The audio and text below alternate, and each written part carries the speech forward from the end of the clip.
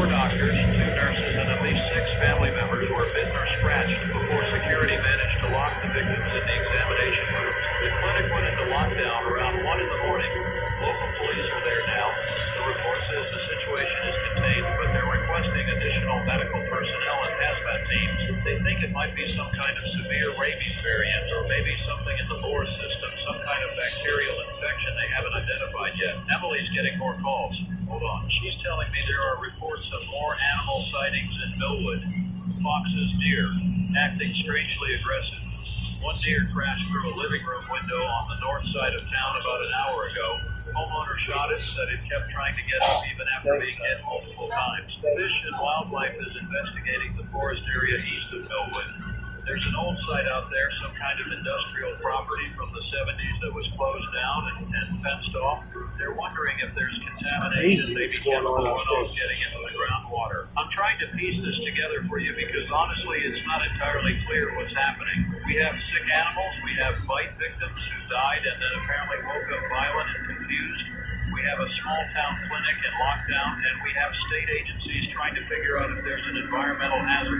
It's 6:52 now. I'll keep you updated as we learn more. If you're in the Millwood area or near the eastern forest region, authorities are asking you to stay indoors and report any aggressive wildlife immediately. Let me take a breath here. Traffic's light this morning, which is normal for Thursday. Weather's clear. Temperature's going to hit about 68 today. It's a beautiful spring morning, and I'm sitting here reading about dead people attacking nurses. I don't know what to make of it. Emily's on the phone again. She's talking to someone at the state health department. She's shaking her head. They're sending a team to Millwood, but they won't arrive until this afternoon. The CDC has been notified, but they're treating it as a possible rabies outbreak for now. Nothing more urgent. The hospital in the county seat, about 20 miles from Millwood, has been put on alert for seeing patients if the situation escalates. But everyone seems to think this is contained. Small town, isolated incident, unusual but manageable. I want to believe that. I do. But there's something about the details that's bothering me. The speed of it. Bite victims dying within hours. Going back violent within minutes of death. That's not rabies. Rabies takes days, sometimes weeks. And rabies victims don't die and reanimate. They just don't. So what are we dealing with? Emily just told me the clinic at Millwood has requested a complete quarantine of the building. Nobody in or out until the hazmat team arrives.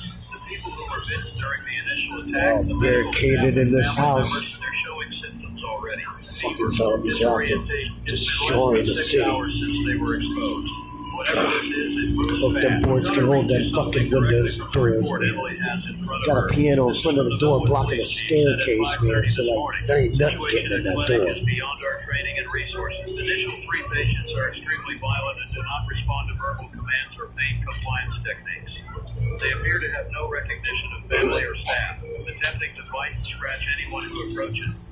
Additional 9 people now showing similar symptoms after exposure to initial 3. Request immediate state and federal assistance. That was sent almost 90 minutes ago. I don't know what the response has been. Emily's trying to get through to someone who can give us more information, but everyone's either in meetings or in transit to Millwood. We're hitting a wall here in terms of real answers. In 72, let me tell you what we know for certain. There was an animal attack in Millwood yesterday evening. A wild boar. 3 people were bitten, they died, and then became violent. 9 more people were injured by those 3. The clinic is in lockdown. Authorities suspect environmental contamination, possibly from an old industrial site in the nearby forest. State agencies are responding, but slowly. That's what we know. What we don't know is what caused this. We don't know if it's contagious beyond direct blood contact. We don't know if the people in that clinic can be helped. We don't know if there are more infected animals in the forest. We don't know if this is going to stay contained to Millwood or if it's going to spread. I can hear myself, and I know I sound worried. I am. This is strange. This is outside normal parameters for anything I've covered in 18 years of broadcasting. Emily's looking at me like she wants me to say something reassuring, but I don't know what that would be right now. Hold on, Emily's got another update. She's reading it. There's been another animal incident. This time in Ashford, which is about 15 miles southwest of Millwood.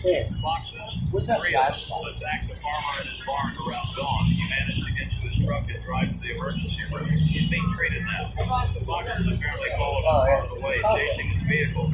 State police shot all 3 animals. They're being sent for testing. So now we have 2 towns, 2 separate incidents, Millwood and Ashford.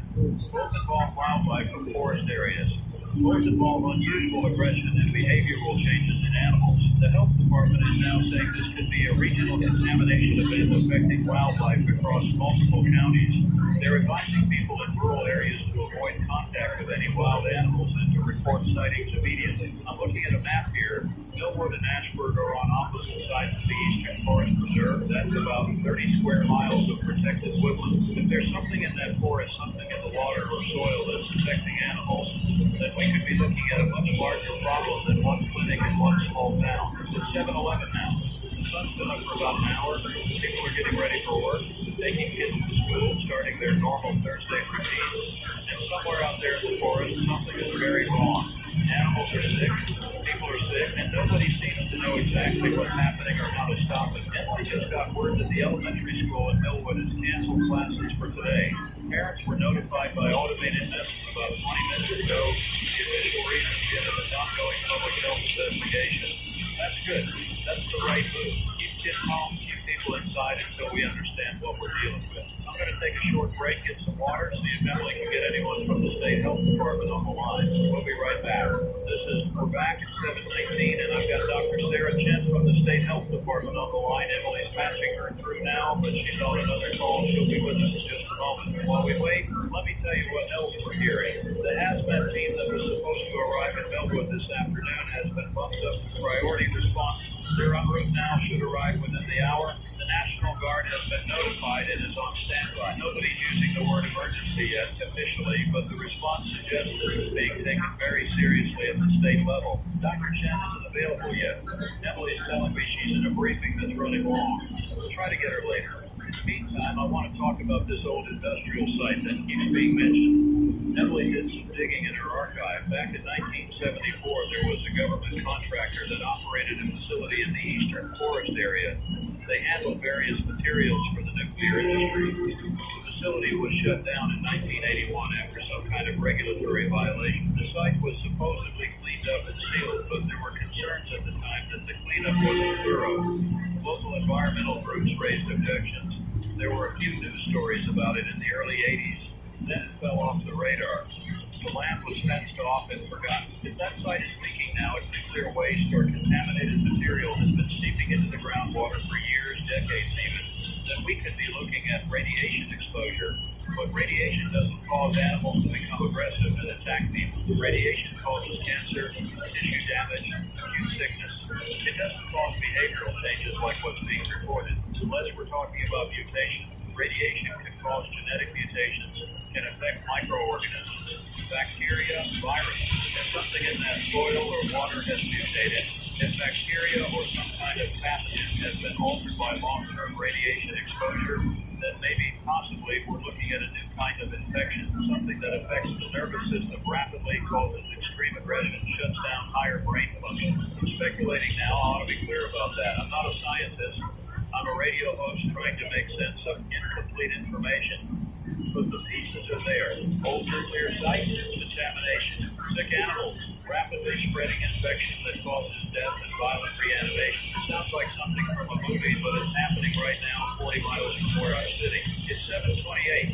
Emily's got a new report from Millwood. The situation at the clinic has deteriorated. The 9 people who were bitten by the initial 3 patients, the medical staff and family members, they've started dying. One nurse died about 15 minutes ago. She reanimated in less than 5 minutes. She's now locked in a supply closet after attacking 2 police officers.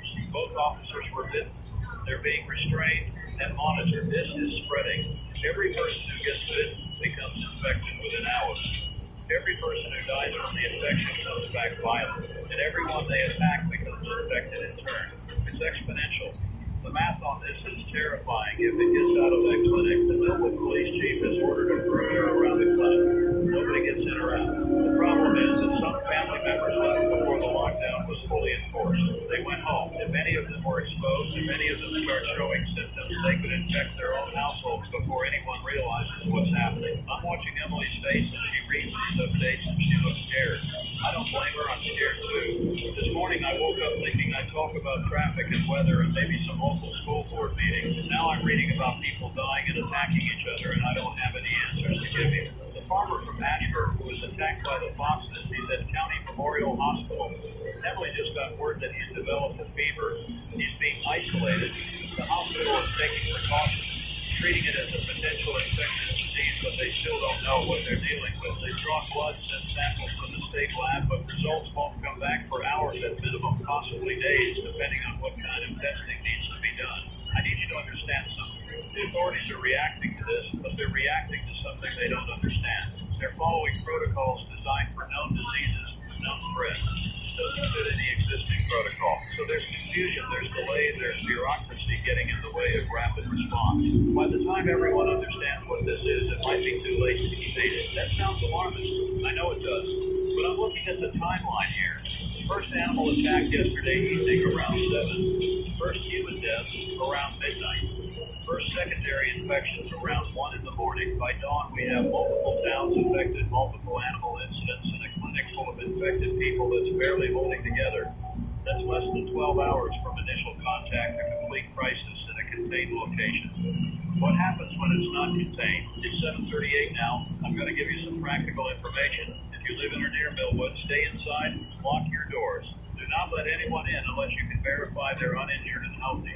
If you see aggressive animals, do not approach them. Call authorities immediately. If you or someone you know was bitten by an animal or a person showing unusual aggression, seek medical attention immediately. But call ahead so the hospital can prepare for isolation protocols. I know this sounds extreme. I know it sounds like I'm overreacting. I hope I am. I genuinely hope that by this afternoon I'll be back on the air apologizing for causing unnecessary panic, explaining that everything's under control and it was just a strange isolated incident. But right now, based on what I'm seeing, I don't think that's how this is going to play out. Emily's holding up her phone. She's got a message for someone in Millwood, someone who got out before the lockdown.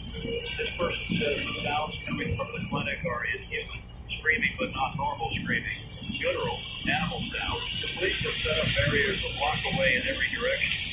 They're not letting anyone near the building. There are at least 20 infected people inside now, maybe more.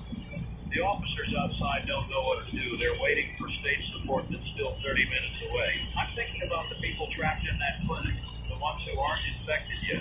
Medical staff, maybe some patients who were there for other reasons when this started. They're locked in a building with infected people who are violent and seemingly mindless. What are they supposed to do? Where are they supposed to go? There's no escape road, no plan for this kind of scenario. This is Daniel Rothman on 104.7 FM, and I wish I had better news for you. I wish I could tell you everything's going to be fine. All I can do is keep you informed and hope that the people who are trained for emergencies can get this under control before it spreads beyond Millwood. It's 7:46. Emily's got another call coming in. She's taking it. I'm going to wait and see what this is. She's hanging up. The call was from a truck driver who was passing through the area east of Millwood around dawn. He saw what he described as a group of people walking along the rural road near the forest. He said they were moving strangely, stumbling, not responding when he honked his horn. He thought maybe they were drunk or on drugs. He didn't stop. He drove past them and continued on his route. That was about an hour ago. He's calling now because he just heard the news about Millwood and he's wondering if those people might have been related to whatever's happening. Emily's trying to get his location, trying to get more details about exactly where he saw these people, but he's already 100 miles away making a delivery. He's given us the approximate location. It's on Route 47, about 3 miles east of Millwood's town limits, right near the forest. If those people were infected, if they're wandering around outside the clinic perimeter, then the containment has already failed. They can walk to other farms, other homes. They can spread this beyond Millwood before anyone realizes they're out there. I'm going to ask Emily to call the state police and relay this information. Hold on. She's making the call now. I'm watching her talk, watching her face. She's having trouble getting through to someone who will take this seriously. Everyone's focused on the clinic. Nobody's thinking about the possibility that infected people might already be outside the perimeter. This is the problem with unprecedented situations. Nobody has a playbook. Everyone's making it the best they go, and that means mistakes, oversight, gaps, and failures. The truck driver sees people on a road and doesn't think much of it.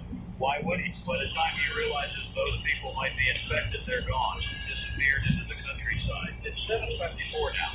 The hazmat team should be arriving in Millwood within the next 10 to 15 minutes. Maybe they'll have equipment, expertise, protocols that can help. Maybe they'll be able to secure the clinic and treat the infected and stop this from spreading. I want to believe that, but I keep coming back to the basic fact. bites and scratches. It kills quickly and the dead reanimate violently. Those are the facts as we went in right now. Emily finally got through to a state police dispatcher who took down the information about the people on Route 47. They're sending a patrol car to investigate. That's something at least.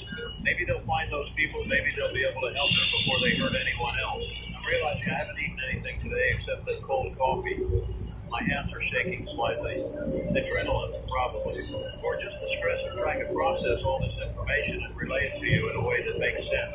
I don't know if I'm doing a good job. I don't know if there's a good way to handle this kind of situation. The farmer from Ashford, the one who was attacked by foxes, his condition has worsened. He's now fully symptomatic. High fever, aggression, incoherent speech. County Memorial Hospital has moved into an isolation unit. His family has been removed from the hospital and told to self-quarantine at home. The hospital is on alert. If he dies, they're prepared to restrain him, but nobody really knows what prepared means in this context. I keep using the word infected. I should clarify it. We don't officially know that this is an infection. It could be exposure to a toxic substance, radiation sickness with unusual symptoms, some kind of environmental poisoning, but the way it's spreading from person to person through bites suggests infectious disease, blood-to-blood transmission. That's consistent with bacterial or viral infection, not with radiation or chemical exposure. Scientists are going to figure this out eventually. They'll test the animals, test the patients, analyze the water and soil from the forest. They'll identify the pathogen and hopefully develop a treatment. But that takes time. Days, weeks, maybe months. What do we do in the meantime? It's 8:03. Morning rush should be picking up, but traffic is still light. I wonder how many people are listening right now. I wonder if anyone in Millwood is hearing this, if they're sitting in their house, doors locked, listening to me try to explain what's happening in their town. If you are listening, if you're in Millwood, I want you to know that help is coming. The hazmat team is almost there. The National Guard is on standby. The state is taking this seriously. You're not alone. Emily's monitoring social media now. People in Millwood are posting about the situation. Lots of confusion, lots of fear. Some people think of leaving town, packing up their cars and heading west, away from the forest. Others are saying the roads are being blocked, that police aren't letting anyone leave. I don't know which is true. Maybe both. Maybe some roads are open and others aren't. Communication is breaking down. That's what happens in a crisis. Information becomes fragmented and contradictory. There's a post of someone claiming to be inside the clinic. They're saying the infected people are breaking through doors, overwhelming the police, trying to contain them. They're saying there are bodies everywhere, both dead and undead. They're saying they're trapped in an upper floor office and they don't think they're going to make it out. I don't know if this post is real or if it's someone's idea of a sick joke. Emily's trying to verify it, but there's no way to be sure. If it's real, the clinic is being overrun. If the infected are going to get out, they're going to spill into the streets of Millwood, and from there, who knows? How do you stop someone who's already dead? How do you fight people who feel no pain, who have no fear, who only want to attack and fight? I'm not a religious man, but I'm thinking about fears right now. I'm thinking about all the ways humans have tried to make sense of senseless tragedy throughout history. We tell stories, we perform rituals, we look for meaning. What's the meaning in this? Is it just random bad luck that an old nuclear site started leaking? Is it human negligence? Someone's failure to properly seal that facility 40 years ago? Is it nature showing us that we can't just bury our toxic waste and forget about it? It's 8:12 and I'm getting philosophical when I should be sticking to facts. Let me refocus. The hazmat team is in Millwood now. Emily just got confirmation that they're setting up a command post at the high school, which is about half a mile from the clinic. They're assessing the situation and preparing to move in. That's good. That's what we need. Professional emergency responders with proper equipment and training. The state health department has issued an advisory for all counties in the region. Avoid wildlife, report unusual animal behavior, seek immediate medical attention for any animal or human bites. They're not calling it an outbreak yet. They're not using the word quarantine, but the advisory is unprecedented and in scope and urgency. Local hospitals are being put on alert. Emily's hearing that emergency rooms are seeing an uptick in patients coming in with animal bites from the past 24 hours. Most of these are probably unrelated to the situation in Millwood, just normal wildlife encounters that people are now worried about. But some might be connected. Some might be people who were exposed to contaminated animals and don't know it yet. The hospitals are testing everyone, taking precautions, but they're also starting to feel overwhelmed by the sudden influx. I'm thinking about the resources. How many isolation units do we have in this region? How many beds? How many trained personnel? If this spreads beyond Millwood, if we start seeing multiple outbreaks in multiple towns, then healthcare system is going to be stretched thin very quickly. We don't have the infrastructure for a mass infection center. Nobody does. These systems are designed for normal operations with occasional surges, not for exponential growth of a violent contagion. That's what this is, isn't it? A violent contagion. The infected don't just get sick and die, they come back and they spread it. Every victim becomes a vector. It's like a virus that turns people into its own transmission mechanism. Elegant in a horrible way. Effective. Emily's looking at me like I need to stop talking like this. Maybe she's right. Maybe I'm scaring people unnecessarily. But I think people deserve to know what we might be facing. Better to be prepared for the worst and relieved when it doesn't happen than to be blindsided because nobody wanted to sound alarmist. It's 8:21. The sun is fully up now. It's a beautiful morning outside this studio. Blue sky, birds singing. But 40 miles away, people are dying and coming back wrong. The juxtaposition is jarring. I keep looking out the window expecting to see something, some visible sign of the crisis, but there's nothing. Just a normal Thursday in the normal city. The hazmat team has made contact with the police perimeter around the clinic. They're being briefed on the situation. Emily's getting second-hand reports that the team is shocked by what they're hearing. They came prepared for a chemical spill or radiation leak, not for violent patients attacking people. They're reassessing their approach, calling for additional support. This is where bureaucracy becomes deadly. The hazmat team isn't trained to handle violent individuals. That's law enforcement's job. But law enforcement isn't trained to handle potentially infectious, violent individuals. That requires medical expertise. But medical staff can't safely approach these people without security. So everyone's standing around trying to figure out who's responsible for what while inside that clinic people are dying. I don't mean to criticize the responders. They're doing their best in an impossible situation. But the system isn't designed for this. We have separate agencies with separate training and separate equipment, and they're all trying to coordinate in real time without a playbook. It's messy, it's slow, and every minute of delay is another minute for the infection to spread. The National Guard's been activated, and we just got the word. They're mobilizing units in the Millwood area. ETA is about 2 hours. 2 hours. The Guard has people, equipment, the ability to establish a real perimeter and force a real cordon. But 2 hours is a long time when you're dealing with exponential spread. Let me do some math for you. Let's say there are currently 20 infected people in the clinic. Each one attacks and infects 2 people before being contained or destroyed. That's 40 infected. Each of those 40 infects 2 more. That's 2 hours at that rate, assuming an infection cycle of about 30 minutes from bite to death to reanimation. You could be looking at hundreds of infected, maybe thousands if they get out into the population. Those numbers are speculative. I don't know the actual infection rate or cycle time, but the principle stands. This grows fast if it's not contained immediately. And right now, we don't have immediate containment. It's 8:29. Emily's phone is ringing constantly now. She's fielding calls from worried residents from other news outlets asking for confirmation of rumors, from officials who want to know what we're broadcasting. Everyone wants information. Nobody has complete information. We're all working with fragments trying to piece together a picture that keeps changing. There's a report of gunfire in Millwood, multiple shots. Could be police, could be citizens defending themselves. We don't know the specifics. The town's landline communication is still working, but cell service is spotty, probably overloaded from everyone trying to call out at once. People are scared. They're calling family, calling friends, trying to figure out what to do. Some are choosing to leave. Emily's hearing reports of people packing cars and driving out of Millwood despite police trying to establish checkpoints. You can't really blame them. If you're sitting in your home hearing screams and gunfire, seeing neighbors run past your window, your instinct is to get out and get to safety. But if any of those people are infected, if they're incubating the disease and don't know it yet, they're carrying it to the next town, the next county. This is how outbreaks spread. One person gets on a bus, gets in a car, gets on a plane. They feel fine, maybe a slight fever they attribute to stress or lack of sleep. They travel, they interact with others. By the time symptoms appear, they've exposed dozens of people. In this case, symptoms appear in hours, not days. The window for intervention is tiny. The CDC has been officially notified and is sending a team, but they're coming from Atlanta. Even with priority clearance, that's hours away by plane, then ground transport to Millwood. By the time they arrive, the situation will have evolved significantly. They'll be playing catch-up, trying to study something that's already been magnetized beyond the initial sight. I'm trying to think about what the end game looks like here.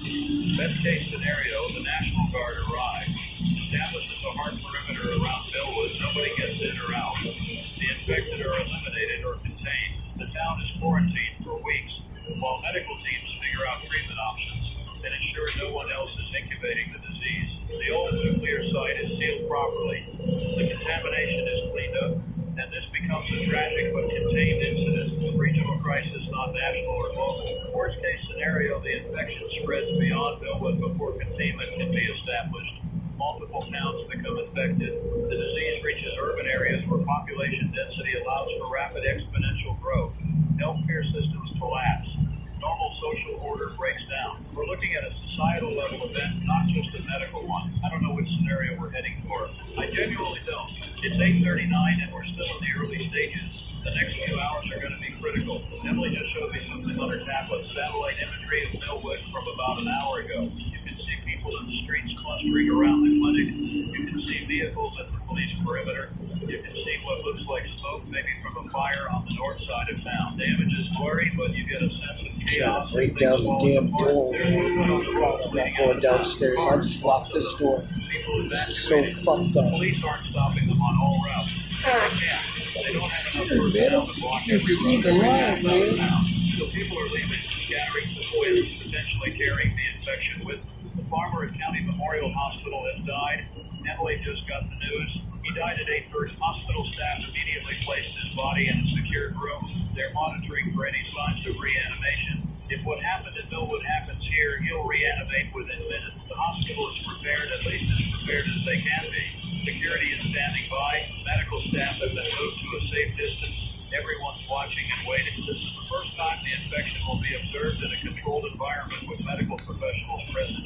Maybe they'll learn something. Maybe they'll see something that helps them understand how to stop it. I don't know what you look for when you're waiting for a dead body to come back to life, but what are the signs? What's the mechanism? Does the heart restart? Do the lungs start breathing again? Or is it something else? Something we don't understand? Some kind of reanimation that doesn't follow the normal rules of biology? It's 8:44 and Emily's holding up three fingers. 3 minutes since the farmer died. I'm watching her face. She's watching her phone, waiting for an update from the hospital. The room is silent except for the ambient hum of the equipment and the distant sound of traffic outside. 4 minutes, nothing yet. 5 minutes, still nothing. Emily's getting a call. She's answering. She's listening. She's nodding. She's hanging up. The farmer reanimated at the 6-minute mark. He sat up suddenly, no warning. Started thrashing, trying to break out of the restraints they placed on his body. Making sounds, guttural noises. Hospital security had to use extreme force to restrain him. He's secured now, but extremely violent. No recognition of surroundings, no response to verbal commands, no apparent pain response when restrained. So we have confirmation this happens to everyone who dies from the infection. 6 minutes in this case, maybe 5 minutes in another case that we've heard about it. There's a window after death where the body is truly dead and then something happens. Something brings them back, but not as they were as something else. The doctors at County Memorial are debating what to do with it. They can't treat him in any conventional sense. He's not sick. He's not injured in a way they can heal. He's fundamentally altered. Do they keep him restrained indefinitely? Do they euthanize him? Is it even legal or ethical to euthanize what is technically a reanimated corpse? Nobody knows. There's no law, no ethical framework for this. It's 8:51. The sun is climbing higher, the temperature is rising, it's going to be a warm day. People who don't know what's happening are going about their business, going to work, running errands, living normal lives. But the people who do know, the people in Millwood and Ashford and County Memorial Hospital, their world has changed. For them, nothing will ever be normal again. Emily's showing me social media posts from people claiming to be in Millwood. One says they can see infected people gathering in the streets near the clinic. Says there are dozens of them, maybe more, moving in a group. Another post says the police perimeter has been breached, that infected are spreading through the town. A third post says they saw someone being attacked in broad daylight, saw the person go down and then get back up minutes later and join the infected. I can't verify any of this. It could be true. It could be panic and exaggeration. But if even half of it is true, Millwood is falling. The infection is spreading beyond the clinic, beyond any hope of immediate containment. The town is being overrun. The National Guard isn't there yet. They're still an hour out, maybe more depending on traffic and logistics. An hour is an eternity in the context of this outbreak. In an hour, Millwood could be completely lost. Everyone who's still human could be dead or fleeing or infected. I'm trying to think about what we should tell people who are listening. Should I tell them to stay calm, that help is coming? Should I tell them to prepare for the worst? Should I tell them to leave their homes and get as far away as possible? I don't know what the right answer is. I don't know what advice would actually keep people safe. If you're listening and you're in the Millwood area, here's what I think you should do. Get in your car right now. Take your family, take whatever supplies you can grab quickly, and drive away from the eastern forest region. Head west or south. Put as much distance as possible between you and Millwood. Don't stop until you're at least 50 miles away. Find a hotel, a friend's house, anywhere that's away from the outbreak zone. Monitor news and wait for official instructions. If you can't leave, if you're trapped or don't have transportation, barricade yourself inside. Lock all doors and windows. Move to an upper floor if possible. Gather weapons, anything you can use to defend yourself. Do not open the door for anyone unless you are absolutely certain they're uninfected. Wait for authorities to reach you. That's the best advice I can give. I hope it's wrong. I hope by this afternoon I'll be apologizing for causing a panic. But I'd rather you be overprepared and inconvenienced than unprepared and dead. Day 59, top of the hour. Normally I do a station ID, read some headlines, maybe throw to a commercial, but nothing about this is normal. I'm going to keep broadcasting as long as I can, as long as there's information to share and people to share it with. Emily's got a new report. State police have set up roadblocks on major routes leading away from Millwood. They're screening people, checking for injuries, taking temperatures. Anyone showing symptoms is being turned back or detained. It's not a perfect system, but it's some. Maybe it'll slow the spread. Maybe it'll give the authorities time to figure out a better response. The problem is that symptoms can take hours to develop. Someone could pass through a checkpoint feeling fine, only to develop a fever and die 30 miles down the road. Then they reanimate in their car or at a gas station or in a restaurant.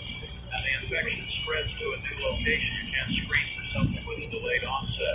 The best you can do is quarantine everyone from the affected area for the full incubation period, however long that is. We don't even know yet. It could be 6 hours, it could be 12, it could be 24. The CDC team is still en route. They should land at the regional airport in about 90 minutes, then it's a 40-minute drive to Millwood. When they arrive, they'll want to establish a field lab, start testing samples, try to identify the pathogen. But that's science, and science takes time. We need solutions now, not in 3 days when the lab results come back. I keep coming back to the nuclear waste site. That's the source that has to be the source. If we could somehow contain that leak, prevent any more contamination from spreading, maybe we could stop new infections even if we can't help the people who are already infected. But I don't know how you contain a nuclear waste leak. That's not something you can just plug with concrete and hope for the best. It requires specialists, equipment testing. It requires time we don't have. It's 9:07. Emily's fielding calls from people in surrounding towns asking what they should do. Should they evacuate? Should they prepare? What if the infection comes to their town? She's doing her best to get calm, rational advice. The truth is, we don't know. We don't know how far this is going to spread or how fast. We don't know if the authorities will contain it. We're all guessing, making it up as we go. There's been so much fighting and infection conditions on Route 47 for the truck drivers, all those people earlier. State police responded, and found 3 individuals matching the description. They attempted to detain them for medical evaluation. All 3 attacked the officers. The officers had to shoot them. All 3 went down, but 2 reanimated and continued attacking. The officers had to shoot them multiple more times, targeting the dead before they stopped moving. So we know now that these things are hard to kill. They don't respond to body shots the way living people do. You have to destroy the brain, sever the nervous system at the brain stem. That's horror movie logic becoming real-world operational knowledge. Law enforcement and military are going to have to adjust their tactics. Shoot to kill isn't enough. You have to destroy. The officers that were attacked both were visual. They're being transported to County Memorial Hospital. They know what's going to happen to them. They watch their attackers reanimate, watch them keep moving even after fatal injuries. They know they have hours before they die and come back as one of those things. Emily says the conversation with dispatch was heartbreaking. The officers asking about their families, asking someone to tell them they died in the line of duty, asking to be secured before they turn so they don't hurt anyone. It's 9:15 and I'm having trouble keeping my composure here. These are real people, state police officers doing their job, responding to a call and spend whatever time they have left restrained in a hospital room, trapped in a body that's no longer theirs? Is there any consciousness left when they turn? Are they aware of what's happened to them? Or is it just some kind of autonomic function? The body moving without a mind? Doctors don't know. They don't know if there's anything of the person left or if it's just biological machinery running on instinct. They're going to study the infected, try to learn, but every sample they study is someone who was alive yesterday. Someone with a name and a family and a life. Now they're specimens. Emily's showing the updates from the hazmat team in Millwood. They've managed to get close enough to the clinic to assess the situation. The building is compromised. Doors have been broken, windows shattered. There are infected both inside and outside. Estimated count is over 50 now. The team is pulling back, saying they don't have the resources or training to handle this many hostile individuals. They're recommending that the National Guard take lead when they arrive. 50 infected in Millwood, plus debris on Route 47, across the Farmer and County Memorial, plus 2 state police officers who arrived within hours. That's 56 confirmed infected that we know about. How many more are there that we haven't found yet? How many people left Millwood before the infection was obvious, carrying the disease with them to other communities? I'm looking at the map again. Millwood is the epicenter of this. Within a 50-mile radius, there are 8 other towns, 3 small cities, and countless rural properties. If this spreads to those population centers, if it reaches a city of 50,000 or 100,000 people, the numbers become exponential in a way that's unstoppable. You can't quarantine a city. You can't screen everyone. You can't track every contact. It's 9:23. We're nearly 3 hours into the broadcast, and I feel like we've been doing this for days. The information keeps coming, keeps getting worse, and it looks exhausted and we've barely started. How long can we keep this up? How long until the infection reaches us here? We're 70 miles from Millwood. That's a 90-minute drive. If someone infected left there at dawn, they could theoretically be here by now. I don't want to scare you, but I want you to be aware. If you're listening in the metro area, you need to start thinking about what you do if the infection arrives here. You have supplies. You have a plan. You know where you go if you needed to evacuate. These aren't hypothetical questions anymore. This is real, and it's happening, and it's spreading. The State Health Department has issued a new advisory. All residents within a 100-mile radius of Millwood should avoid unnecessary travel, stock up on essential supplies, and prepare for possible evacuation or shelter-in-place orders. Schools in 5 counties are being closed. Public gatherings are being canceled. It's not a full lockdown yet, but it's close. Grocery stores are about to see a run. People are going to panic buy food, water, medical supplies. If you need anything, go now before the shelves are empty. Get at least 2 weeks worth of food and water. Get batteries, flashlights, first aid supplies. Get anything you need to survive if utilities went down or if you couldn't leave your home for days. This is Daniel Austin on 104.7 FM, and I'm telling you to prepare. Better safe than sorry. Better to have supplies you don't need than need supplies you don't have. It's 9:31. The National Guard convoy is about 30 minutes from Millwood. They're bringing armored vehicles, heavy weapons, medical support, everything they think they'll need to establish a quarantine zone.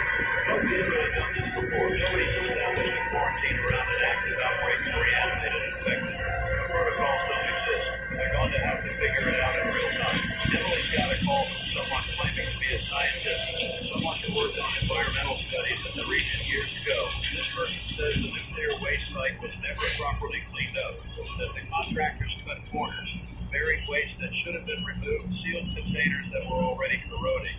They're saying this has been an accident waiting to happen for 40 years. They're saying there could be thousands of gallons of radioactive material seeping into the groundwater, spreading through the aquifer, affecting an area much larger than just the forest. If that's true, if the contamination is widespread throughout the water system, then every animal that's been drinking from those streams for months or years could be infected.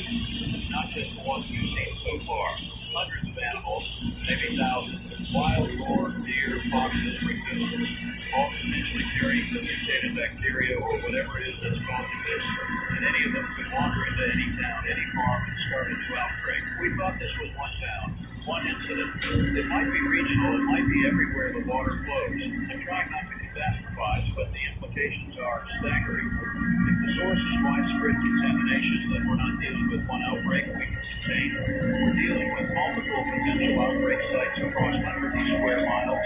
Every community near the forest is at risk. Every person who's been drinking well water or eating local game is potentially exposed. The State Health Department needs to issue a water advisory immediately.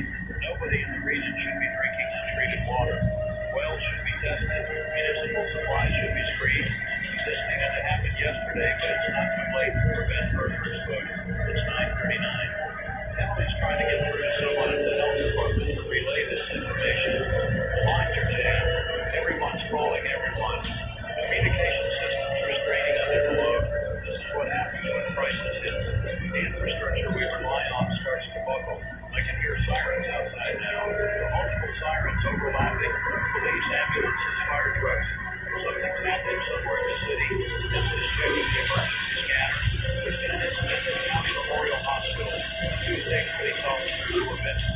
Their journey died and reanimated. One of them broke free from his restraints. There's a code situation.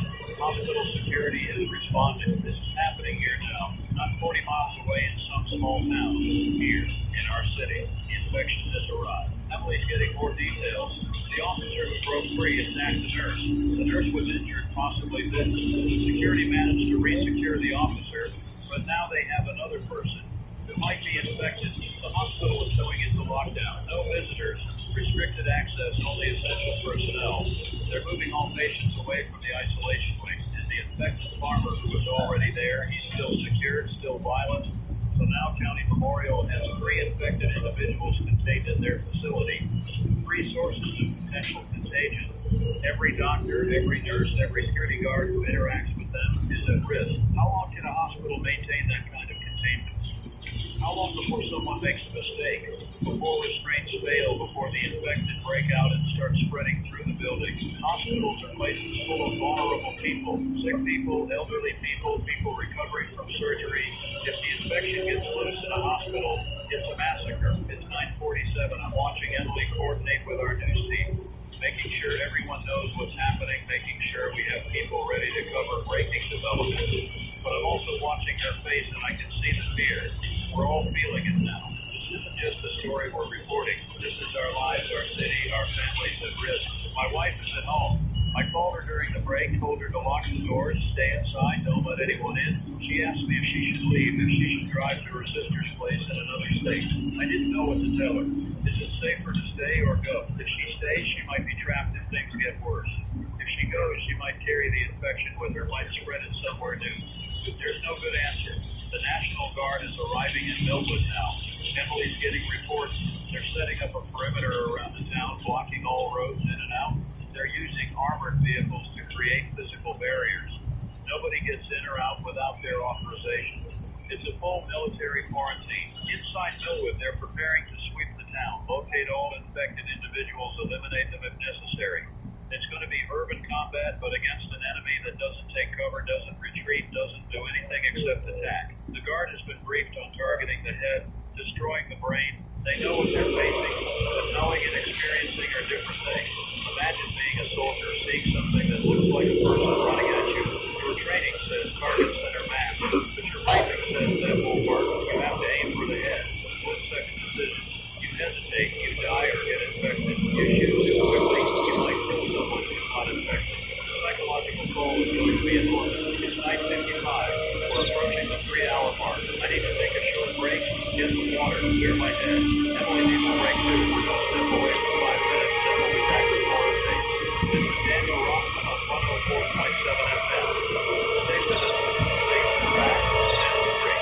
While we were on break, things accelerated. The National Guard is engaged, infected, and Millwood. Gunfire, possible. Emily's monitoring military communications, and it sounds like heavy combat. The Guard is encountering more infected and infected. No movement on the streets, diverting from buildings, and in the streets of Seoul, taking casualties. When I say casualties, I mean soldiers being bitten, being infected. The Guard is having to leave their wounded behind, having to pull back and regroup. You can't evacuate someone who's going to turn into one of those things in a few hours. You can't bring them back to base. The risk of turning and infecting others. So they're being less secured if possible. But that's going to destroy morale. Soldiers are trained to never leave a man behind. Now they're being ordered to do exactly that. They're watching their friends die, knowing those friends are going to reanimate as the enemy. How do you process that? How do you keep fighting after seeing that? The colonel in command is requesting additional support. He's saying they need air assets. They need more troops. They need flamethrowers or something that can eliminate infected efficiently at range. Shooting them one by one isn't working when there are dozens swarming at once. This is the first time military force is being used against these infected, and it's not going well. The infected don't behave like human enemies. They don't take cover. They don't retreat when fired upon. They just keep coming until they're physically destroyed. It's difficult to fight, especially in an urban environment with buildings and obstacles. It's 10:11. The CDC team has landed at the regional airport. They're being briefed on the situation as it stands. They're going to establish a field lab at the Guards Command.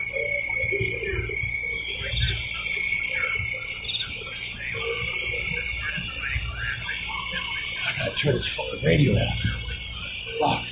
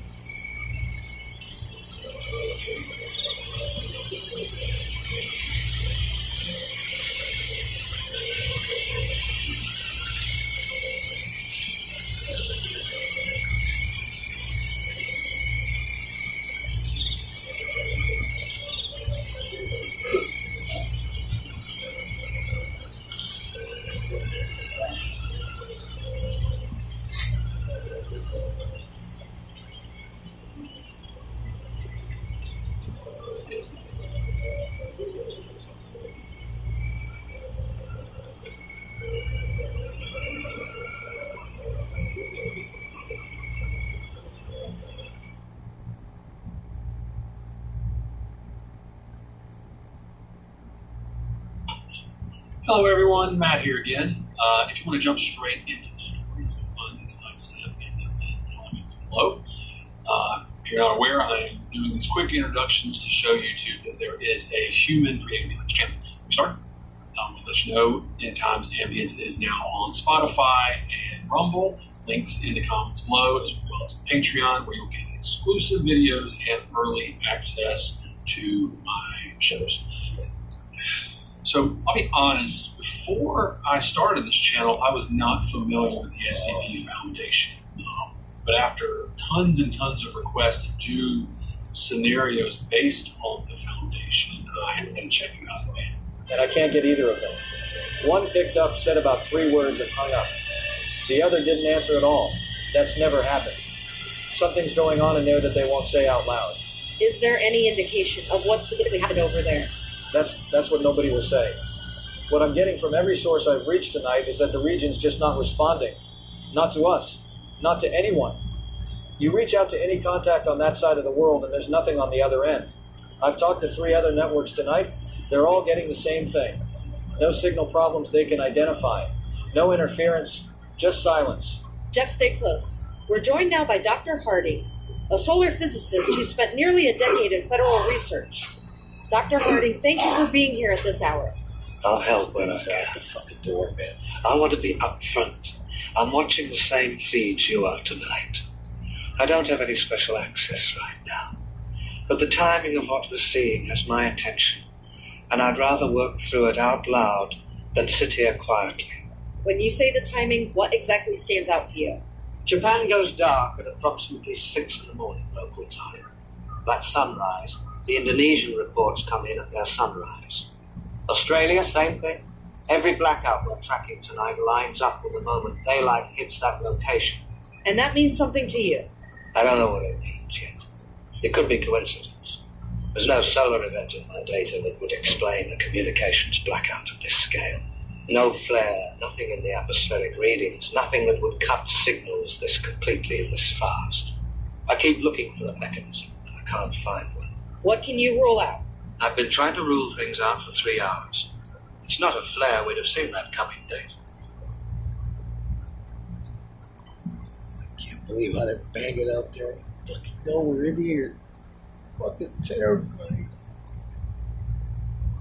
Listeners, tonight we leave the fog of the cities behind for the deep, suffocating silence of the Tennessee mountains. You're looking at a place that doesn't appear on most maps. A cabin where the air smells of old cedar and something else, much older. You're about to hear a series of recordings never meant for public ears. The final logs of a man who thought he was translating a book, only to find he was translating an invitation to the abyss. Meet Professor Raymond Noby, a man of science and logic, and a man who's about to learn that logic has no place in a house built over the mouth of hell. Tonight, we listen in on his first and final night at the cabin. But before we open that door, a small request for the living. If you enjoy our journeys into the dark, please like and subscribe. It's the only way to keep the Kandarian demons from possessing our broadcast. And if you'd like to help the project venture even further into the unknown, check out the links in the description. The benefits are truly groovy. Your support keeps the tapes rolling when the bridge goes down. But for now, the sun has set and the trees are leaning in. So, turn off the lights and settle in. The transmission starts now.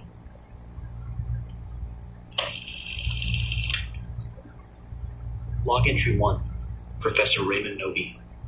We finally arrived at the cabin. It's exactly what I hoped for when I applied for my sabbatical. Silence. Real, heavy mountain silence. Away from the prying eyes of the university board and the constant dull chatter of the faculty lounge. The drive up from the valley was taxing. There's a bridge over a gorge. I'll have to mention it to the local authorities. The supports look quite weathered. Henrietta was white-knuckled when we crossed, but once we cleared the tree line and saw the cabin nestled here in the shadows of the Elk Grove Mountains, our nerves settled. It's isolated here. Truly isolated. The nearest neighbor is miles back down the pass. I've cleared the desk. I'll be ready to place the volume front and center. I still find it hard to believe. The Naturan de Manto. The Book of the Dead. To think it was just sitting there, buried in the ruins of the castle of Kandar, waiting for someone with the proper appreciation to find it. The texture of the binding alone is unusual. It's parchment, certainly, but it has a localized warmth to it. Almost like it's been sitting in the sun, though it's been in a crate for weeks.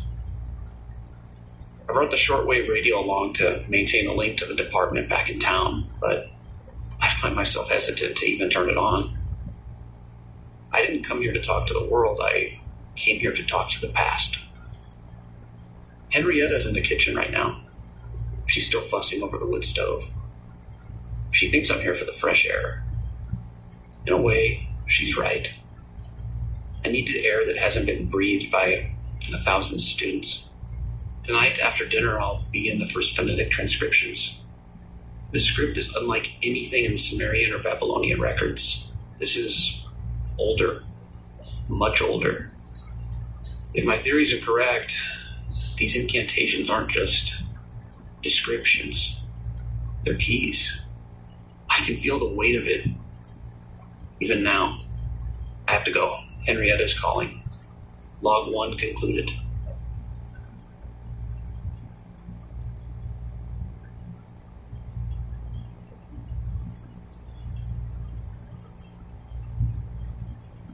Log entry 2. The cabin is warming up nicely. Henrietta has worked wonders with the old wood stove. The smell of her beef stew is currently competing with the scent of old pine, and it feels remarkably normal. After the heat and the dust of the dig site, this mountain air is a luxury I did not realize I needed. I've spent so much time just looking at the volume, not even translating yet, just observing. Now that I have it in this light, the craftsmanship is even more baffling. I mentioned earlier the binding felt unusual. Well, under a magnifying glass, the texture is unlike any parchment I've encountered in my career. It doesn't belong to any known civilization. It's not Sumerian, it's not Egyptian, and it seems like it's left no other footprint on history. To think it was just sitting there, waiting at the Kandar site. Lady, please come help me, Williams. The secret chest in the bedroom was jammed again. Duty calls. I have to help Henrietta deal with the furniture. I told her the book has waited untold millennia. It can wait another 20 minutes. Log 2 concluded. I better not test her patience.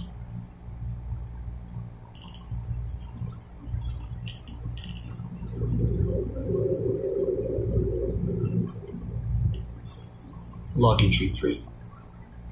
Henrietta has retired to the parlor with her knitting, and I have finally, officially begun the task that brought me here. The house is quiet, the kind of silence that feels heavy, almost like the forest itself is leaning in to listen. I have the recorder here on my desk ready to capture any phonetic nuances as I read. I'm starting with the introductory plates. The script is written beautifully in a grotesque sort of way. As I mentioned before, the ink is dark, almost a rusty brown, and it seems to have been applied with such pressure that it's nearly embossed into the parchment. My first task is to cross-reference these symbols with the phonetic keys I developed back at the university. It's a slow process, and it requires a certain rhythm. Kanda. It's a hard K. The vowel sounds are almost elongated. It's a language designed to be spoken aloud, not just read silently. I'll spend the next portion of my time mapping the syntax before I attempt a full passage. For now, it's just a puzzle. A magnificent, ancient puzzle. I'll probably have a quick break before I get too deep into the text. Cut these lights out. I noticed the light in the workshop out back was flickering earlier. I must have left it on when I was unloading some equipment. I best go turn it off before the generator takes a hit. Log 3 concluded.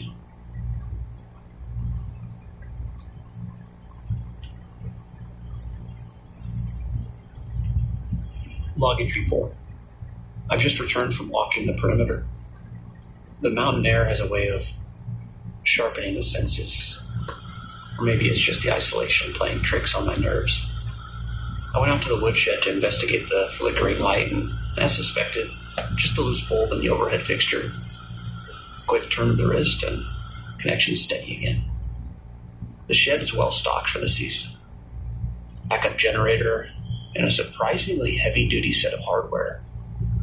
I noticed a thick coil of rusted chain and a few substantial padlocks hanging near the workbench. Good to know they're there.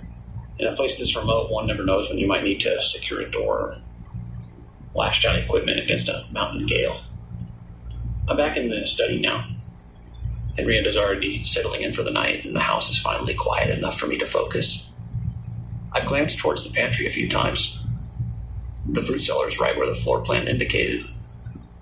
I'll likely head down there in a bit to ensure the shelving is sturdy enough for whatever heavier stone fragments we brought from the dig. It's a bit of a descent, but the temperature down there is perfect for preservation. But first, I'd like to see if I can raise the ranger station. I'm starting to wonder if the bridge is as sturdy as it looked this afternoon. The creek was white-capped when we crossed, and the wind's only getting stronger. For now, Log 4 concluded.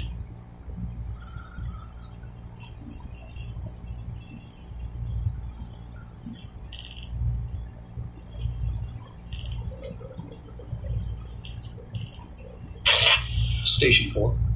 This is Raymond Noby at the old cabin at Northridge. Do you copy? Over. Copy, Professor. This is Ranger Miller, the Elk Grove District Station. We had you and your wife on our arrivals list for today. How is she doing? You guys settling in okay? Over. Yes, she's doing just fine, thank you. We've settled in for the night. I'm calling to check the status of the storm front. The wind is picking up quite a bit over here. Over. Yeah, it's a nasty one. We've got a localized cell moving faster than the weather service had predicted. You're going to want to stay inside later. And, Professor, keep an eye on that bridge. If the creek crests, those wood supports are going to be under a lot of pressure. If the water hits the plank, do not try to cross it. Just stay put. Wait for us to clear the road on Monday. How are you doing on supplies? Over. Well, we have plenty of food, and the generator's topped off, so we're quite comfortable. I did want to ask, is interference over the lines normal? I've been picking up unusual frequencies on the lower bands. Over. It's the mountains, Professor. High iron content in the soil, and when these storms roll in, the static starts dancing. You'll hear all sorts of ghosts on that dial if you look for them. Just keep your radio tuned to this frequency. If you need anything, give us a shout. Miller out. Ghosts on the dial. It's a colorful way of putting it.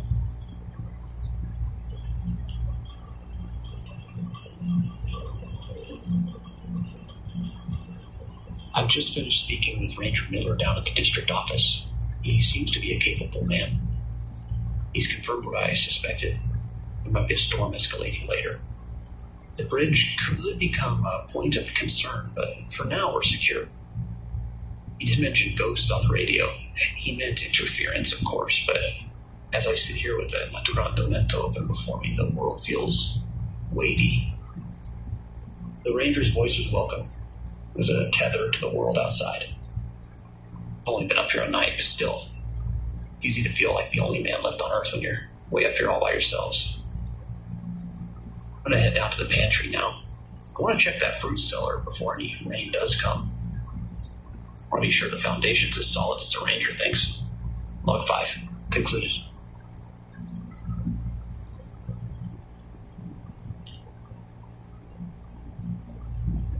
Log entry. I've just returned to the study after a thorough inspection of the storage cellar. My hands are still quite cold. The temperature differential between the main floor and the earth below is staggering. I didn't take the recorder down with me. The stairs are steep. I needed both hands for the lantern, but the physical details of the space are worth documenting. The cellar is far more expansive than the pantry's footprint suggests. It appears to have been excavated directly into the mountain's limestone. The walls are a fascinating mix of rough-hewn stone and thick, hand-sawn timber supports. It looks like they've been in place since the late 19th century. The air down there is heavy. It carries the scent of wet slate and that peculiar sweet scent of deep earth decay. It's not unpleasant, but it is overwhelming. I brought the lantern around to the north wall. There are rows of old canning jars, abandoned, just covered in a layer of dust so thick they look like gray stones. But the back corner truly interests me. The masonry there is older than the rest of the cabin. It's almost as if this house was built around this specific patch of earth.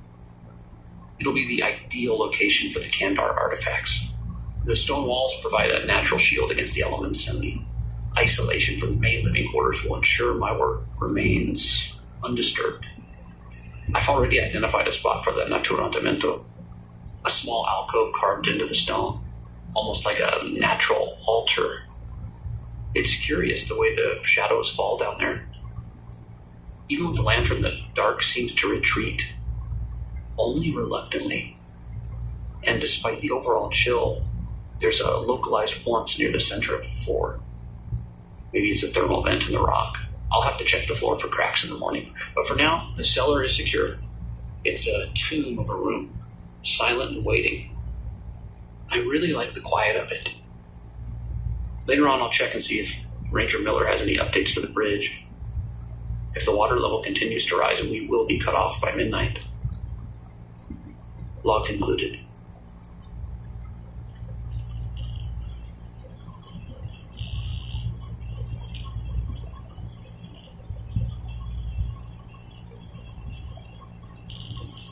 Log entry 7. The house has reached a peculiar state of nighttime stillness where every sound seems magnified.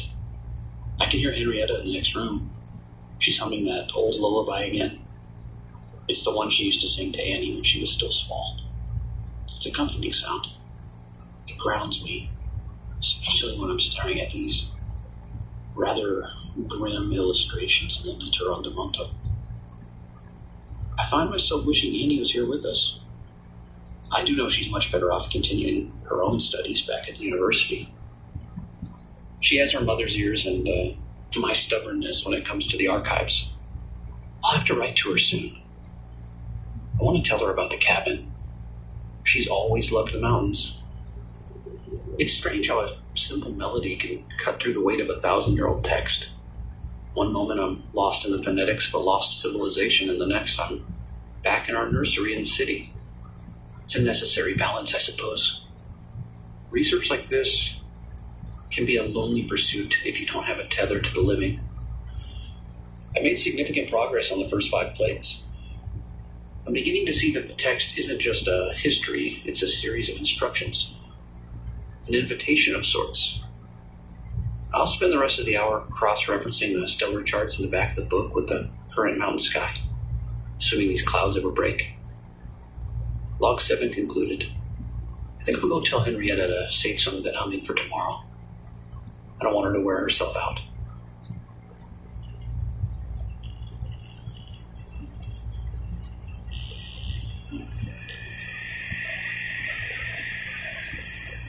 I've spent some time in silence, simply feeling the weight of the work. I find myself hesitant to even pick up my pen. There's a physical presence to this volume that defies every standard of archaeological preservation I've ever encountered. My initial notes mentioned a kind of a localized warmth, but now that was a clinical understatement. The book feels vital. I've spent a considerable amount of time tonight examining the binding under a jeweler's loupe. I must document this for the record, though the university board will likely dismiss it as the ramblings of a man too long in the isolation of mountains, even though I've only been here for the first night. The cover is not leather, at least not in the sense of a cured animal hide. It's skin. Human skin. I can see the faint ghostly remnants of pores and the erratic branching patterns of capillaries that have been preserved through some unknown horrific alchemy. It's supple, almost elastic to the touch, and it holds the warmth of my hand long after I've pulled away. And then there's the matter of the ink.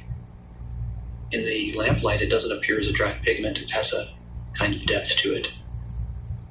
A dark, brownish crimson hue that seems to absorb the light rather than reflect it. I've conducted a basic test on a small smudge at the margin of the third plate. It isn't a mineral or plant-based dye, it's hemoglobin. This entire text was written in blood. Gallons of it, perhaps, given the density of the script, and 100 some odd pages. The first passages I've managed to transcribe are unsettling. They aren't traditional historical records, they're phonetic invitations. I've managed to decode the opening line. Kanda, Estrata, Amon Gidwapa. Even as I utter the words now, I feel a strange pressure in the room, like the air itself is thickening. The phonetics are guttural, vibrating in the back of my throat in a way that feels unnatural. The language was never meant for human vocal cords to replicate, yet here it is, laid out with the precision of a surgeon's manual. Henrietta is still asleep.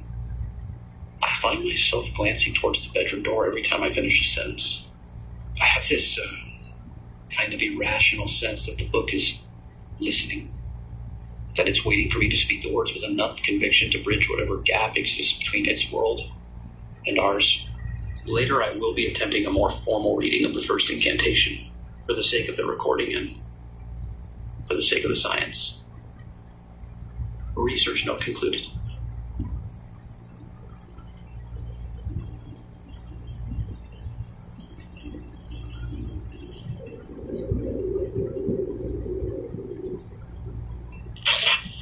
Station 4, Ranger Miller. This is Nobi. Just checking my signal strength. There's wind that's died down a bit, but the visibility from my window is almost non-existent. Over. I agree, Professor. It's a real mess out there. We've got a massive inversion layer sitting over the entire district. I can't even see the hood of my truck from the station porch. It's going to be a long, hopefully quiet night. How's the missus? Over? Henrietta is sleeping soundly. The silence seems to agree with her. I was concerned about the bridge earlier, but with the wind gone, I'm hoping the creek isn't a threat anymore. Over? Well, water's fine, Professor. It's the roads that are the problem now. We ground all of our patrols till the sun comes up and burns this off. You're better off right where you are. Just keep your lanterns lit so you don't trip over your own feet. You need anything before I sign off for the hour? Over? No, sir. I have my books and plenty of kerosene. I'll keep the radio on the low band. If you need to broadcast any general updates, we'll be out.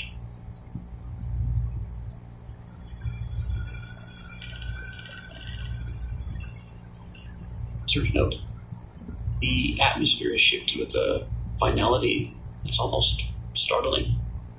The earlier evening air has been replaced by a fog so dense it seems to press against the glass of the windows. I've spent the last hour cross-referencing the symbols on the 13th plate. Now that the house is settled, I can truly appreciate the sheer antiquity of the dialect. It isn't just a language of commerce or history, it's a language of intent. The phonetics are designed to resonate. I've noticed that when I whisper certain passages, the kerosene flame in the lamp flickers ever so slightly. A simple reaction to air displacement, no doubt, but a fascinating one nonetheless. I'm going to take a moment to finish my letter to Annie. She'll find the description of this fog and this passage fascinating. I remember her telling me once that the mist looked like the world holding its breath. She has always had her mother's poetic streak. I'll write to her about the cellar, too, how the cold stone down there feels like it's waiting for the Naturandamanto to arrive. It's almost midnight. The house is so still I can hear the wood of the floorboards contracting in the kitchen. It's the perfect environment for a scholar. Research note concluded.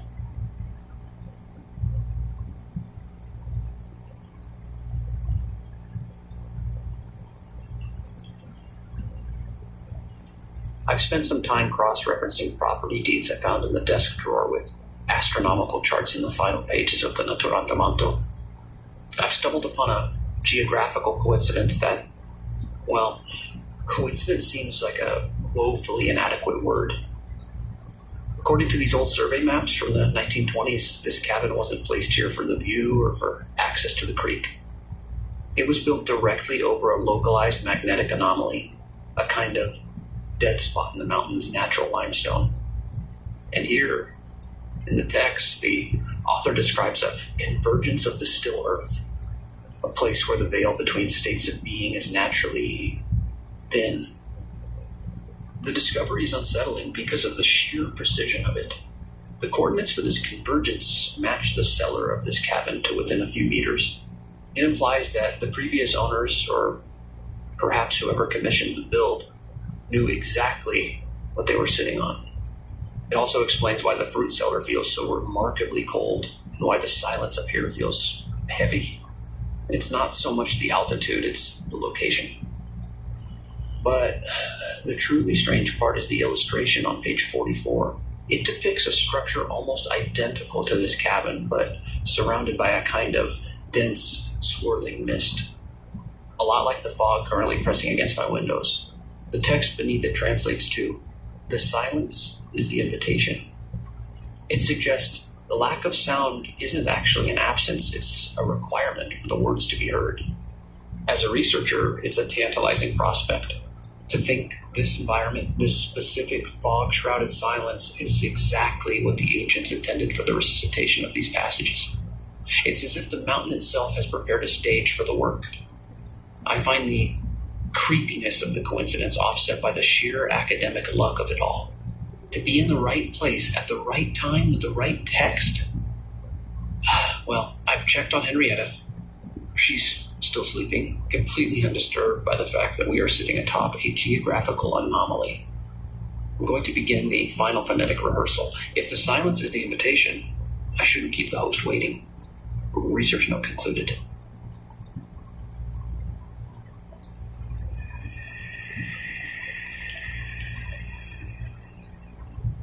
This is Professor Raymond Noby. I'm recording this portion on a separate tape intended for the eyes and ears of my colleagues at the university upon my return. I feel it necessary to provide a concise summary of the project thus far, should the isolation of the Elk Grove Mountains delay my formal report. It has been a number of years since I began excavating the ruins of Kandar with my group of colleagues. Now my wife and I have retreated to a cabin in the solitude of these mountains. Here I continued my research, undisturbed by the myriad of distractions of modern civilization and far from the groves of academe. I believe I have made a significant find in the Kandar ruins, a volume of ancient Sumerian burial practices and funerary incantations. It is entitled Naturam de Monto, roughly translated, Book of the Dead. The book is bound in human flesh and inked in human blood. It deals with demons, human resurrection, and those forces which roam the forests and dark bowels of man's domain. The first few pages warn that these enduring creatures may lie dormant but are never truly dead. They may be recalled to active life through the incantations presented in this book. It is through resuscitation of these passages that demons are given license to possess the living. I'm aware of how this sounds to a rational scientific mind, and yet the physical evidence of the volume, the biological nature of its construction, demands a literal interpretation of its warnings. I have spent the night preparing the air, so to speak, ensuring the phonetics are exact. I am now prepared to document the first full oral resuscitation. For the sake of progress, I must know if the phonetic resonance described in the Kandar text holds true in the vacuum of silence such as this. Kanda, Estrada, Candostrus, Indactu nos frandis, Kandar de matos, Kanda, Kanda, Kanda.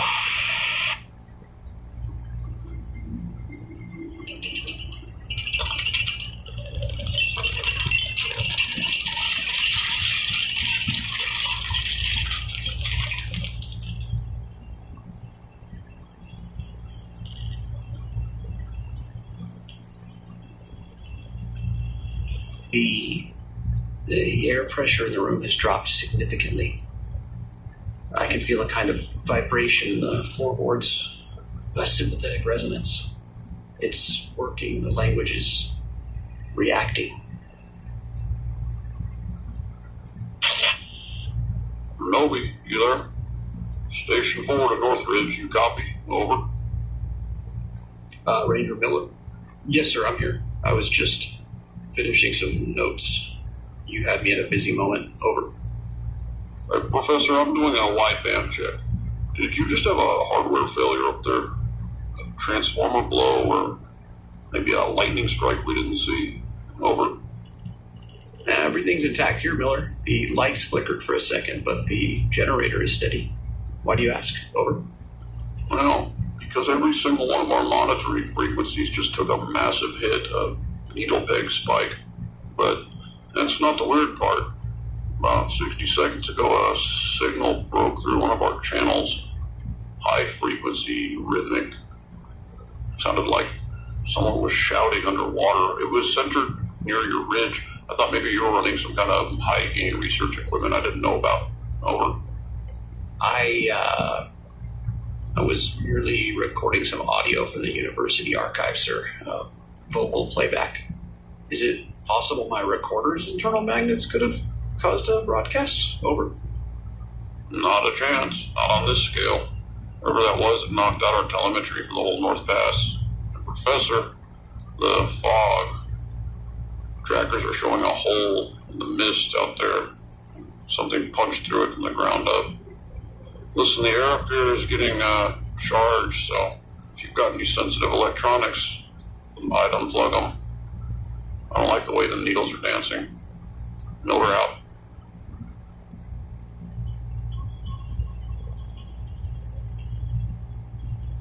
Research note.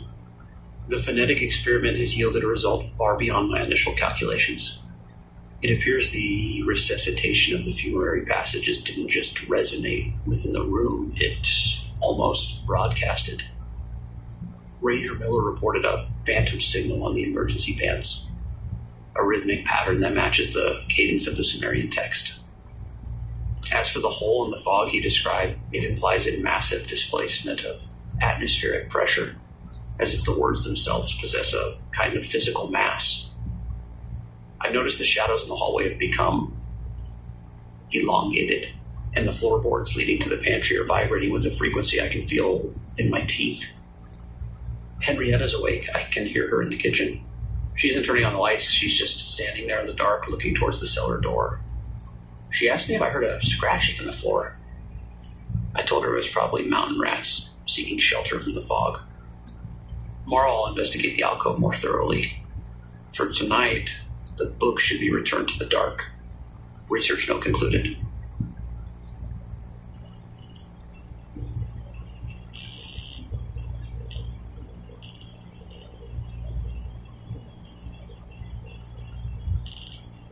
Log entry 10. I can't sleep. Not after the Ranger's report. The phantom signal he described, the rhythmic underwater cadence, it's not just interference. I have found a direct phonetic match on the 24th plate and the margins surrounding the summoning of the Pale. The ancients described the voice of the book as a kind of drowned song. To hear it over a vacuum tube radio in 1981 is staggering. Ranger mentioned a hole in the fog. In the text, this is referred to as the Eye of Kandar. It's described as a localized vacuum where the physical laws of the atmosphere are suspended. If I can maintain this frequency, I might be able to stabilize the effect. I'm going to attempt a secondary reading, but at a lower register. I want to see if the resonance is volume dependent or purely phonetic. Henrietta came to the door a moment ago. She didn't come in, she just stood there in the shadow of the hallway. She said the silence was hurting her ears. I gave her a mild sedative and told her to go back to sleep. I can't have her distractions now, not when the mountain is finally beginning to speak back.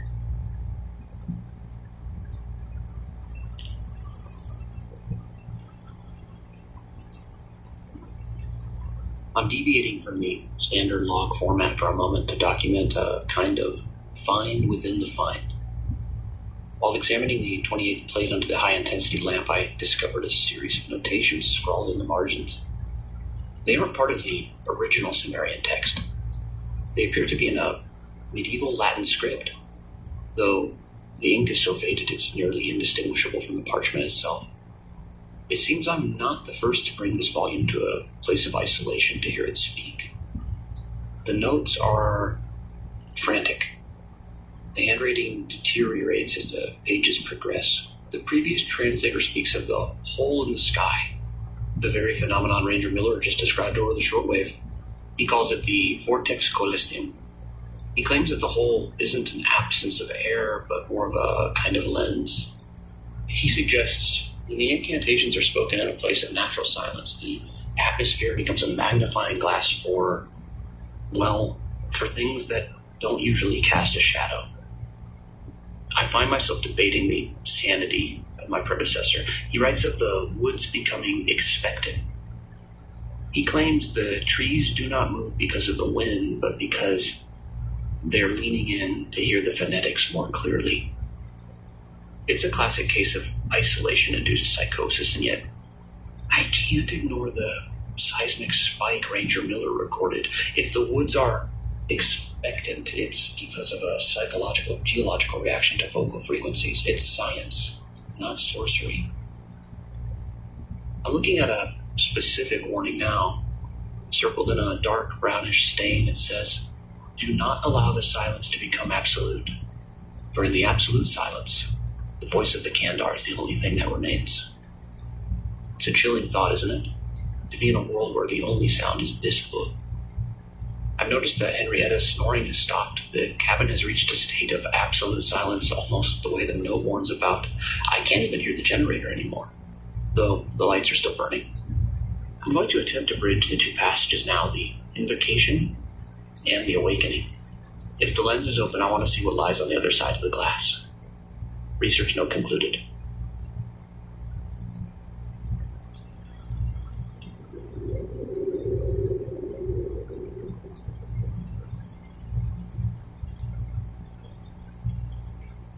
Log entry 11. The house has changed. I've concluded the vocalizations for the evening, yet the resonance I noted earlier hasn't dissipated. If anything, it's intensified. I've done a final sweep of the premises. I find I don't wish to be alone in the study right now. The silence in here has become almost tactile. I just checked in on Henrietta. She isn't sleeping. She's sitting bolt upright in the center of the bed. Her eyes are open wide, staring at a closed wardrobe. When I spoke her name, she didn't turn. She just started humming again.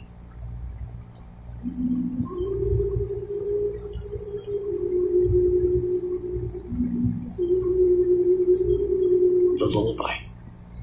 But her voice sounded layered, as if two people were singing the same note, slightly different pitches. I've noticed a series of dark bruise-like discolorations on her neck and forearms.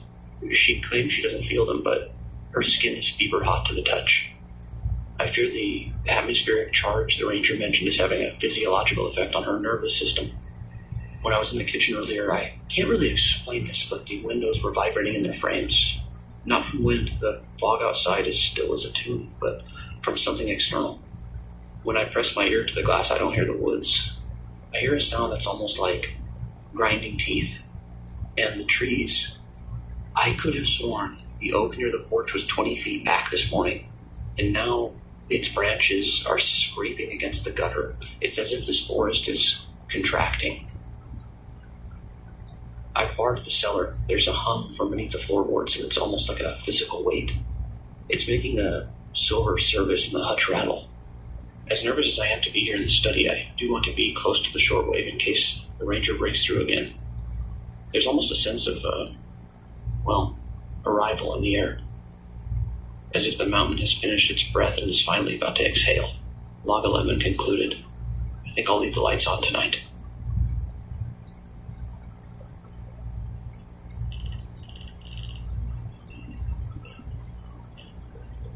Research note. I am forced to turn my attention away from the Kandar text to document the alarming state of my wife.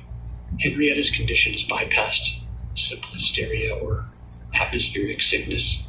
She is exhibiting symptoms that defy any neurological text in my library. I've just returned from the bedroom. She is currently in a state of catatonic lucidity. Her eyes are open, yet the pupils are non-reactive to light. Most disturbing, however, is the vocalization. She's begun speaking in a dialect that possesses a resonance that is almost physically impossible for a human larynx to produce. I managed to capture a fragment of it on the portable unit just moments ago. I'll play it for you now. It's so quiet at the ground, Raymond.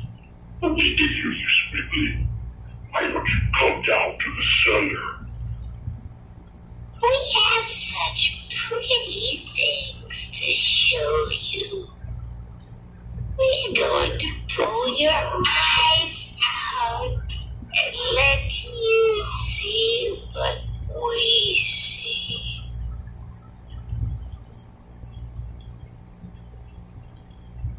She has no memory of these utterances. When the episode passed, she simply asked if I had finished my tea. But the things she's saying, they aren't random.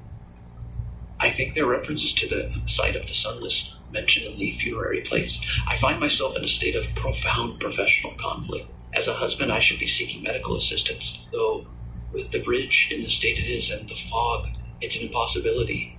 As a scholar, I cannot ignore that her possession, if one can call it that, is a direct validation of the Sumerian warnings. I'm going to stay in the study for the remainder of the night. I've barred the door from the inside, not to keep her out, but to ensure I can continue documentation without interruption. I fear that if I stop recording, I might lose the only rational tether I have left to this world. Note concluded.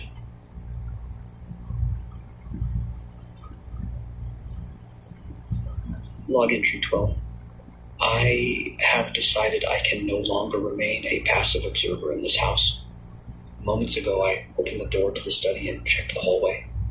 I wanted to see if Henrietta had finally settled into sleep. I wish I hadn't.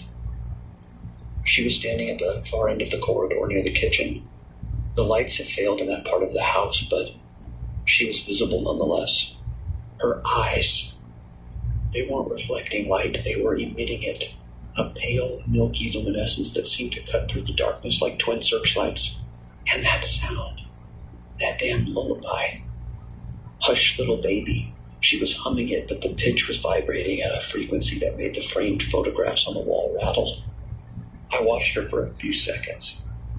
At first her feet were planted on the floorboards, but then they weren't. She was hovering maybe 4 inches off the grain, her body perfectly rigid, drifting slightly to the left as if caught in a localized current of air. But when she turned those eyes, those things toward me, I retreated. I've barred the study door again, but the wood feels thin, paper thin. The shortwave radio is a graveyard of static. I've spent the last few minutes attempting to raise Ranger Miller, but the phantom signal has completely overwhelmed the emergency bands. I can hear the cadence of the Kandar text screaming through the speaker even when the volume's at 0. I can't stay here. If Henrietta's condition is indeed a reaction to the atmospheric ionization, I have to get her to the lowlands. I'm going to attempt to reach the bridge on foot. The fog is absolute, and driving would be a death sentence on these cliffside roads, but I know the trails. I've hiked them in the dark. I'll pack the volume in my rucksack. I can't leave it here. Not after what it's done to the air in this room. I'm leaving the recorder on the desk. If I don't return by dawn, and if the bridge is gone as the Ranger feared, let this serve as my final deposition. I'm going into the whiteout. Henrietta, she's still in the hall. I can hear her humming through the door. It sounds like she's waiting for me to come out. I'm leaving now. God help us both.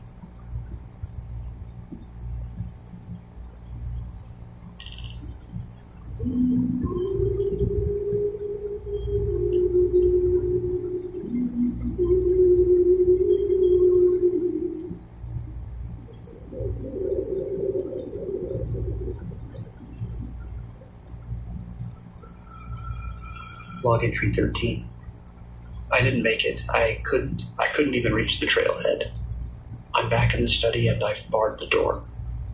I've moved the heavy oak bureau against the frame. It won't matter. If she wants to come in, if they want to come in, They'll come in. I left the house with the intention of reaching the bridge. Fog was so thick I could barely see my own hand on the flashlight, but I know the path. Or I thought I knew the path. Yards past the porch, the world simply ceased to make sense.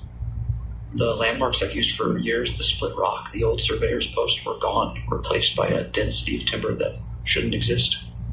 I tried to push through. I thought perhaps the fog was playing tricks on my depth perception, but then I felt it. The ground beneath my boots wasn't soil anymore. It was moving. Rhythmic.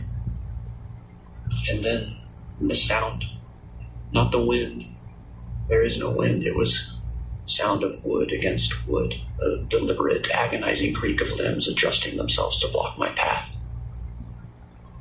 I turned back when the first branch took the flashlight from my hand. It wasn't a fall, it was a strike. A pine limb, thick as a man's thigh, whipped across the trail with the speed of a predator. It didn't just hit me, it sought me out. I fell into the brush and the roots began to coil. They weren't growing, they were reaching.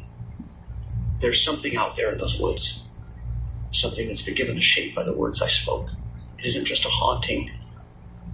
The forest has become a single unified organism, and it's decided that the cabin is its center.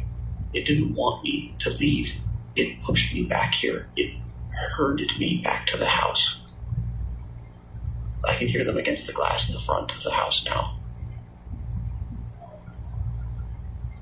The oak from the north clearing has moved 50 feet in the last hour. Its smaller twigs are probing the windowsill like fingers searching for a gap in the putty. Its smaller twigs are probing the windowsills like fingers searching for a gap in the putty. And I can hear Henrietta in the hall again. She's laughing. It's not her laugh, it's that wet, snapping sound from the tape. She knows. She knows I'm trapped. I'm going to sit here in the dark for a moment. I don't want them to see where I'm sitting. I have the volume in my lap, and it feels heavy. It feels like it's gaining weight by the minute. I must find a way to reverse this. There must be a counter incantation, something to make the world go still again. Log 13 concluded.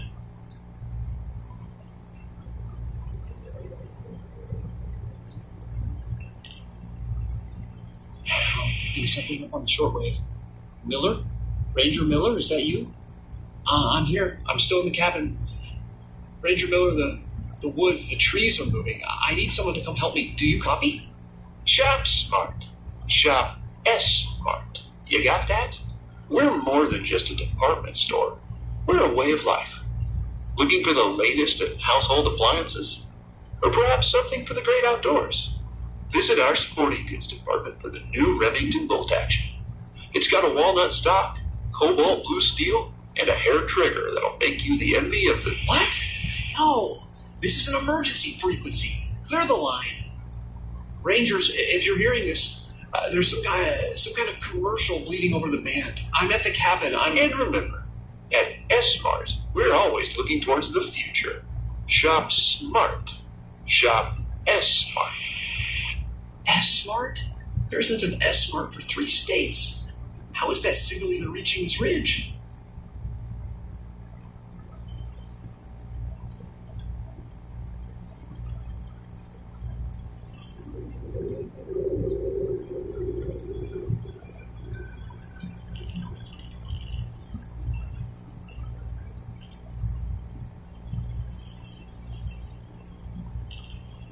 Log entry 14. It's done. I've secured the cabin, but the cost is more than any man should be asked to pay. Henrietta, my dear, sweet Henrietta, she's gone. Or rather, the thing that was wearing her skin is finally quiet. She came for me in the kitchen. I was trying to find a lantern, and she was just there, standing in the shadow of the pantry. She didn't look like my wife anymore. Her skin was the color of curdled milk, and her eyes were gone, replaced by those glowing orbs. She had a carving knife, and she didn't just swing it. She was dancing with it, cackling a sound like dry leaves blowing over a grave. She kept saying my name, but it sounded like it was being spoken by 1,000 voices at once. I had to stop her. I had no choice.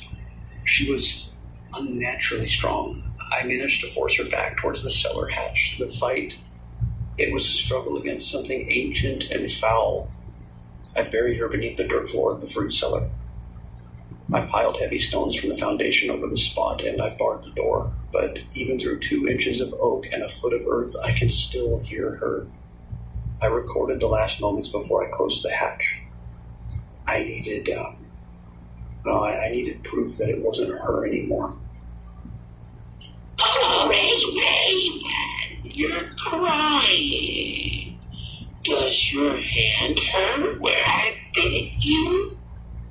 I can taste your sweet out, so much sweeter than that dusty old book. You think those stones in the cellar are heavy? You're already up here, Professor. You're already up here. We're in the marrow of your bones. I'm not Henrietta. I'm going to watch the first son die. And I'm going to watch yours go out too. The woods are leading in, Raymond. They want to see what your insides look like. We're going to tear your soul apart until there's nothing left but a scream of effervescence. Listen to the trees. Listen to the trees. They're hungry for sacrifice. Dead by dawn. Dead by dawn. Dead by dawn. Dead by dawn. Dead by dawn. Dead by dawn. It's coming from the forest now. Every tree, every branch scraping the house, they're all screaming it. The mountains found its voice. The sun is still hours away, and I don't know if I can stay here that long. I have the volume, I have a knife, I have the silence, but the silence is screaming. If anyone finds this, if Annie ever finds this, I'm so sorry. I'm so sorry. Log 14 concluded.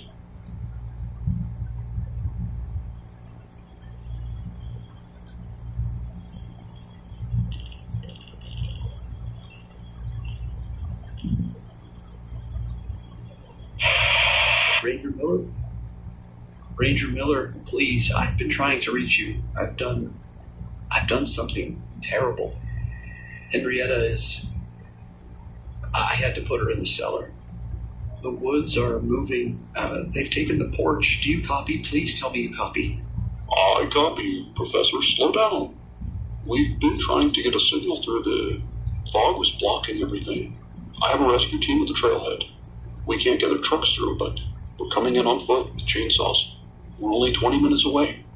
Just stay in your cabin. Keep the lights on. We can see your cabin soon. Professor Nobi will see you. Oh, thank God. Oh, thank God. I thought I was losing my mind. The things I saw, the things she said. She didn't sound like herself. She sounded like... I know, Raymond. I know. It's the isolation. It plays tricks on the ears. Just stay away from the cellar door. Focus on my voice. We're almost there. Can you hear us, Raymond? Listen closely. Can you hear us coming for you? Because we are coming for you, Professor. And you'll be dead by dawn. Did you think the radio would say, we own the earth. We own it. And we're going to swallow your soul when the sun touches the trees. Dead by dawn. Dead by dawn. Dead by dawn. Dead by dawn. Dead by dawn. Dead by dawn. Dead by dawn. Dead by dawn. Dead by dawn. Dead by dawn.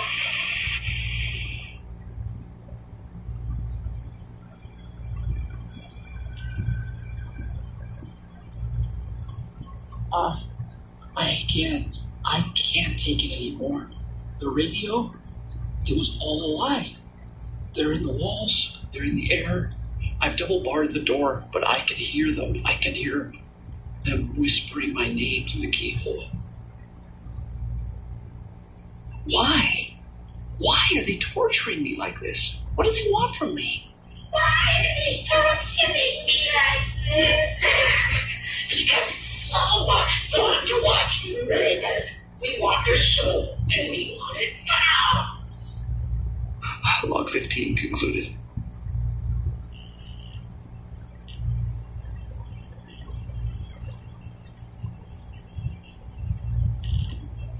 Annie, if you're hearing this, if you've come to the cabin, then I have failed. I'm recording this for you, and only you. Please, please don't look for me. Don't look for your mother, and we aren't here anymore. My hand, the wound where Henrietta bit me, its flesh is turning a color I've never seen in any medical text. It's gray and cold, and it smells like the earth in the cellar. I can feel the rot moving up my arm and coiling around my veins. My time is short, and I can feel my own thoughts drifting, becoming secondary to the voices. Listen to me. The book, the Naturandamento. It's on the desk. Or perhaps I've managed to throw it in the fire. I don't know. If you find it, Annie, do not read it. Do not open the cover. The words are alive. They are mapped to a place no human soul was ever meant to go. Leave this place. Burn this cabin. Let this forest have what it's already claimed. She's awake again. I can hear her moving the foundation stones. If you do find this, if there is any piece of your father left in whatever is about to happen, save me, Annie. Save my soul.